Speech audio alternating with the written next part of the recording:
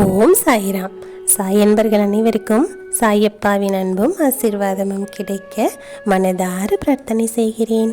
என் செல்லமே, உன் சாயப்பா உனக்கு கொடுக்க வேண்டிய ஒரு நல்ல விஷயத்தை உன் கைகளில் சேர்க்க வேண்டும் என்று நான் உன்னை தேடி வந்திருக்கின்றேன்.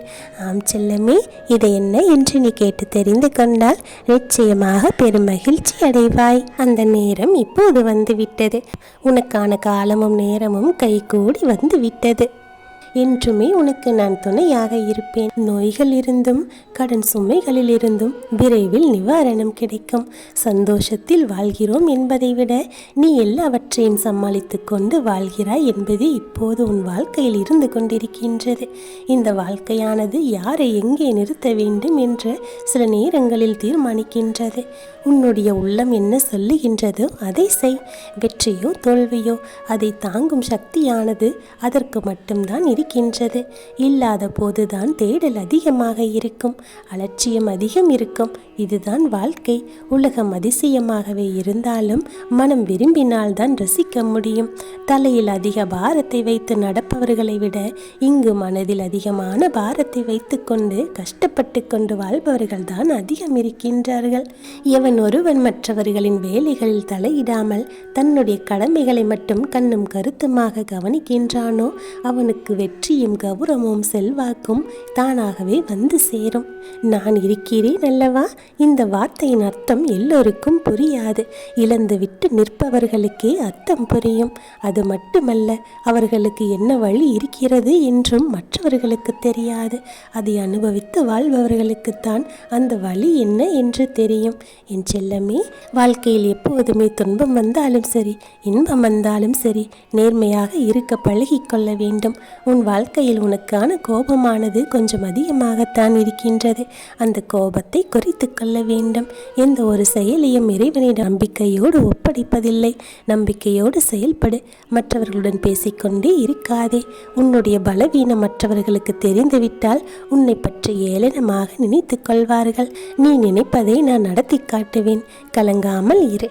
மனதின் துன்பத்திற்கு அடிப்படை காரணமே தேவையில்லாத கற்பனைகளும் ஆசைகளும் தான். மனமானது பலம் இழந்துவிட்டால் உன்னுடைய உடல் பலமும் ஒன்றுக்கும் ஆகாது. அதனால் தான் சொல்லுகின்றேன், தைரியமாக இரு. தனிமை என்பது வேதனை என்று நினைத்து கொள்ளாதே. அந்த தனிமையில் உனக்கான முயற்சிகளை நீ மேற்கொண்டால் நிச்சயம் வெற்றி உன்வசமாகும். எல்லாவற்றையும் நானே நடத்துகின்றேன். உன்னுடைய நன்மைக்காகவே என நம்ப வேண்டும். என்னுடைய அருட்பார்வையானது எப்போதும் உன்னை பாதுகாத்து கொண்டே இருக்கும். சூழ்நிலை மாறும்போது சிலரது வார்த்தைகளும் மாறிவிடுகின்றது. பலருடைய முகங்களும் மாறிவிடுகின்றது. முகத்திற்கு நேராக நல்லவர்கள் போல வேடமிடுபவர்கள் முகத்திற்கு பின்னால் என்னென்ன காரியங்கள் செய்கிறார்கள் என்று உனக்கு தெரியாது. என் செல்லமே, உன்னை நம்ப. உன்னுடைய உழைப்பை மட்டுமே நம்ப. உன்னுடைய முயற்சியை மட்டுமே நம்ப. உனக்காக யாராவது உதவி செய்வார்கள் என்றெல்லாம் அவர்களை பற்றி சிந்தித்து கொண்டிருக்காதே. கோபத்தை காட்டாதே. ஏனென்றால் அவர்களுக்கு தெரியாது உன் கோபமும் ஒரு வகையான அன்புதான் என்று. அது தேடி வரும் காலமானது நீ எதிர்பார்த்த விஷயம் ஒன்று தானாகவே நடக்கும். அது உன்னிடத்திலேயே வந்து சேரும். என் செல்லமே, என் நாமத்தை உச்சரித்து கொண்டு நிம்மதியாக இரு. சந்தோஷமான விஷயங்கள் எல்லாம் உன் வாழ்க்கையில் நடக்கப் போகின்றது. நல்லது நடக்கும் என்ற நம்பிக்கையோடு நீ இருக்க வேண்டும். உன்னை விட்டு விலகிச் சென்ற உறவுகளை பற்றி கவலைப்பட்டு கொண்டிருக்காதே. இந்த வாழ்க்கை உனக்கு கற்றுக் கொடுத்த பாடங்கள் நிறைய இருக்கின்றது. இறைவன் எப்போதும் ஏதோ ஒரு ரூபத்தில் உனக்கு உதவி செய்து கொண்டுதான் இருக்கிறார் என்று நீ நம்ப வேண்டும். உன் முயற்சியை ஒருபோதும் கைவிடாதே. எந்த அவமானத்தையும் வழியாக எடுத்துக்கொள்ளாதே. பாடமாக எடுத்துக்கொண்டு முன்னேறும் வழியை நீயே உருவாக்க வேண்டும். உன்னுடைய வாழ்வை கோபுர கலசமாக உச்சத்தில் உயர வைப்பேன். அமைதியாக இரு. இன்று உன்னை அவமானம் செய்தவர்கள் ஒரு நாள் உன்னை தேடி வந்து உதவி கேட்கும் காலமும் நேரமும் தானாகவே வரும்.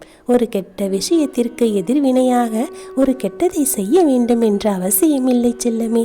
அதற்கு பதிலாக நீ நன்மையை செய்து பார். அவர்களுடைய உள்ளத்தில் உள்ள கெட்டது நிச்சயமாக அழிந்துவிடும். என்ன நடந்தாலும் அதை ஏற்றுக்கொள்ள நீ பழகிக்கொள்ள வேண்டும். இன்பம் துன்பம் எது வந்தாலும் மன அமைதியை மட்டும் நீ இழந்துவிடக்கூடாது. மன்னிக்க தெரிந்தவர்களுக்கு வாழ்க்கை எப்போதுமே அழகாகத்தான் தெரியும். என் செல்ல குழந்தையே, உன்னுடைய வேண்டுதல்கள் எல்லாம் பலிக்கப் போகின்றது. உனக்கு நான் துணையாக இருக்கின்றேன். அமைதியாக இரு, நிதானமாக இரு, நிம்மதியாக இரு. மனதை லேசாக வைத்துக்கொள். எல்லா சிந்தனைகளையும் கைவிட்டுவிட்டு நிம்மதியாக இரு. மற்றதை நான் பார்த்து கொள்கின்றேன். நீ மற்றவர்களை எப்படி நடத்துகின்றாய் என்பதில் எச்சரிக்கையாக இரு.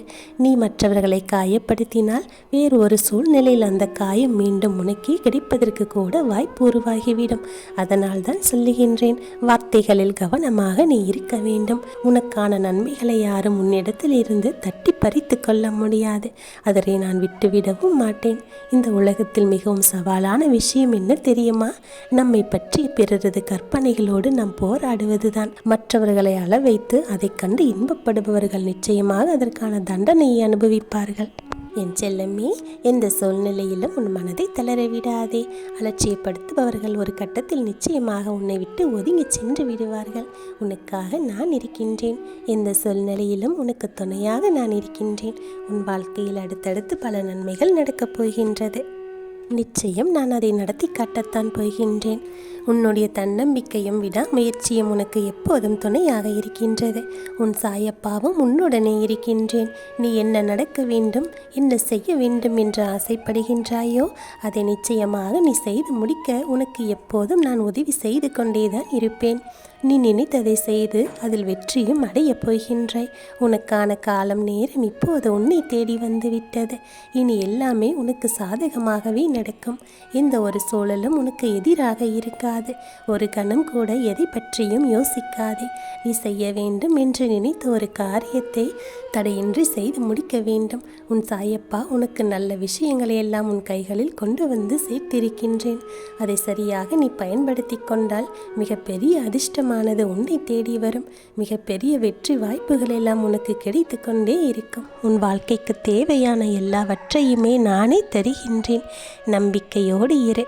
உன்னுடைய வாழ்க்கையில் மீண்டும் மகிழ்ச்சி பொங்க போகின்றது. உன் வாழ்க்கையும் மேலும் வளர்ந்து கொண்டிருக்கத்தான் போகிறது. உன்னுடைய வாழ்க்கையில் மனதில் புதிய உதயமானது தோன்றப் போகின்றது. உன் வாழ்வில் எத்தனை இன்னல்கள் வந்தாலும் உனக்காக நான் இருக்கின்றேன். அத்தனை இன்னல்களையும் காணாமல் போகச் செய்வேன். இந்த நம்பிக்கை உனக்குள் இருக்கும்போது நிச்சயம் அது நடந்தே தீரும். எதை பற்றியும் யோசிக்காதே. நல்லது நடக்கும் என்ற நம்பிக்கையோடு நீ நடந்து கொண்டே இரு. உனக்கு கிடைக்க வேண்டிய எல்லாமே உன் கையில் வந்து சேரும். இழந்த செல்வங்களாக இருந்தாலும் சரி, இழந்த பொருளாக இருந்தாலும் சரி, இழந்த அன்பான உறவாக இருந்தாலும் சரி, எதுவாக இருந்தாலும் மீண்டும் அது உன்னிடத்திலேயே வந்து சேரும். நீ சந்தோஷமாகவும் நிம்மதியாகவும் வாழக்கூடிய காலம் நெருங்கி வந்துவிட்டது. நான் சொல்லுவது நிச்சயமாகவே நடக்கும். உன் சாயப்பாவின் ஆசீர்வாதமும் உனக்கு பரிபூரணமாக இருக்கின்றது. இனி உன் வாழ்வில் நடப்பவையாவும் நல்லதாகவே நடக்கும். நல்லதே நடக்கும். ஓம் சாய்ராம்.